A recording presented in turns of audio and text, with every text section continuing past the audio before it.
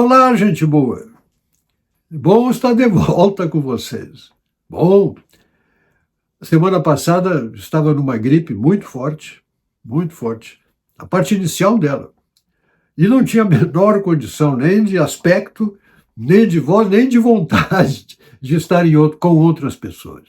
Então, retorno hoje, creio que na parte final desse processo gripal, para falar sobre um cidadão que, na minha opinião, teve a sabedoria de, observando os fatos de seu tempo, extrair dali deles lições com valor permanente, com validade permanente. Estou me referindo a Edmund Burke, senhor inglês que viveu a transição do século XVIII para o século XIX e que, estando do outro lado do Canal da Mancha, observando o que aconteceu na França em 1789, ele escreveu um livro, Reflexões sobre uma Revolução em França, e escreveu esse livro em cima do fato. E extraiu conclusões que, lidas hoje, se percebem absolutamente ajustadas e aplicáveis à realidade com a qual nós estamos convivendo ao longo dos 2 séculos subsequentes. Edmund Burke foi um grande inspirador do Partido Conservador Inglês britânico. E, olha, estou falando de um partido que tem quase 200 anos de história. Então é um partido, inclusive, que cuja história seria bom a gente também procurar conhecer. Porque é profundamente inspirador saber que existem partidos que influenciam a história do seu país com fundamentos sólidos ao longo de tanto tempo. Problemas, claro, que todos os partidos têm, mas as ideias do conservadorismo são úteis para a humanidade e elas nascem para o mundo da ciência política, eu diria que principalmente a partir da obra de Edmund Burke. Pelo menos essa é a minha avaliação. E o incrível é que ele escreveu esse livro observando o que estava acontecendo a partir do momento em que ficava visível, na percepção dele, a intenção dos revolucionários franceses de estabelecer, de derrubar o regime inteiro, e ele soube, anteviu que a derrubada de um regime instaura o caos, desinstaura um regime, mas não o substitui por um outro, cria o caos. E ele viria depois de pronta a obra. Portanto, ele enxergou o que viria depois. A fatalidade que ele percebeu um ano antes e que os franceses não entenderam até agora. Porque se tivessem entendido, não comemorariam o 14 de julho, data da tomada da Bastilha, não comemorariam como data nacional da França. Porque não é uma boa data na história da humanidade. Não é.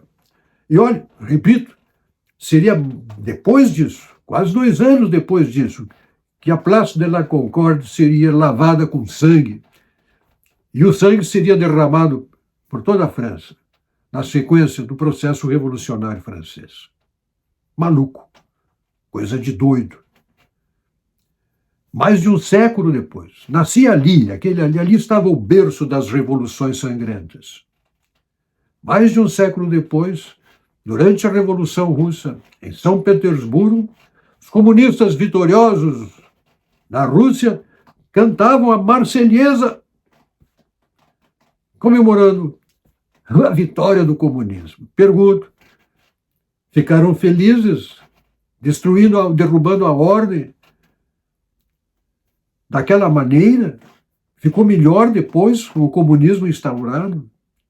Quantas vítimas, milhões, dezenas de milhões de vítimas de uma loucura revolucionária que tanto mal fez a tantos e tantas nações, tantos povos, a tantos desgraçados,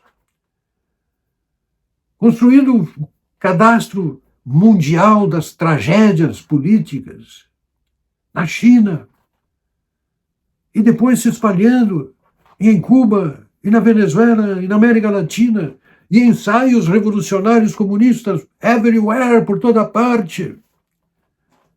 Onde se organizava um partido, vinha um projeto revolucionário para fazer o caos. Não é uma história bonita, não é uma história boa. Perguntem em Camboja, perguntem no Laos, perguntem no Vietnã, perguntem na Coreia do Norte, perguntem na Nicarágua, na Venezuela, em Cuba. E por vezes ouço quem me diga, não, nós não saímos dessa em que estamos, dessa empreitada em que nos metemos, sem derramamento de sangue. Pelo amor de Deus, não digam uma besteira tão grande. Não façam isso. Os exemplos são péssimos. Não tem a menor possibilidade. E, normalmente, quem diz isso, aliás, não encontrei exceção, nunca é o próprio sangue. Não, meu não. Não, eu não tenho condições, eu já sou velho, eu sou fraco, eu sou forte, eu não tenho preparo, eu não consigo, eu não. O meu não. Não, nem dos meus, não, na minha família também não. Sempre é o sangue dos outros, preferentemente de uns outros que a gente não conheça, não tem que carregar aquela coisa, de certo modo, culposa, aquele sentimento de ter desejado algo que fez mal para alguém, mas... Então, tira aquele peso de cima das costas, não, comigo não. E nunca é muito sangue também. Não, mas tu quer quanto é muito sangue? Quantos hectolitros de sangue? E assim por toda parte, uma coisa mais localizada. Porque se é muito sangue, fica ruim perante a posteridade, né? Então é conversa mole, bobagem que não se deve dizer, não se deve nem pensar. Uma tolice desse tamanho. A história mostrou isso com muita clareza, com muita clareza. Não, mas é que hoje não é assim também, né, Virginia? Hoje não se faz revolução desse jeito. As coisas evoluíram, avançaram, o modo de fazer revolução é verdade. Mas o processo revolucionário, instaurado por outros modos, padece dos mesmos males, porque é inimigo da liberdade. É a mesma coisa, por outros modos. É inimigo da liberdade de opinião, inspira medo, vive no medo que inspira, se sustenta pelo medo que inspira, cria subjugo, fecha o parlamento. Não, mas o parlamento está funcionando. Está funcionando? Ah, sim? O parlamento está funcionando? É isso? Você está me dizendo que o parlamento, o Congresso está funcionando? Cala o parlamento ou fecha. É a mesma coisa. E a lei penal do inimigo. Perceberam? Total desabrigo da lei, da proteção dos direitos. É a mesma coisa. Sem sangue. E não é política, porque não é assim que se faz política. Porque não é política, não é democracia, não há liberdade.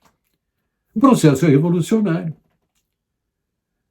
Então, olha quem é a parceria do Estado brasileiro hoje, no plano internacional. Dá uma olhada. China, Rússia, Irã, Cuba, Venezuela. Quem são os inimigos? É o Ocidente inteiro. Então, pense 10 vezes antes de dizer uma bobagem como essa. Não, porque a política não resolve. Meu caro, essa declaração coloca quem a pronuncia como um problema já resolvido para aqueles que querem fazer a sua revolução. Você deixa de ser um problema para eles. Pense nisso. Meu nome é Percival Pugina, quero meu país de volta. Não solto a ponta da corda e peço a Deus que abençoe e proteja a nação brasileira, livrando-a de todo o mal. Amém.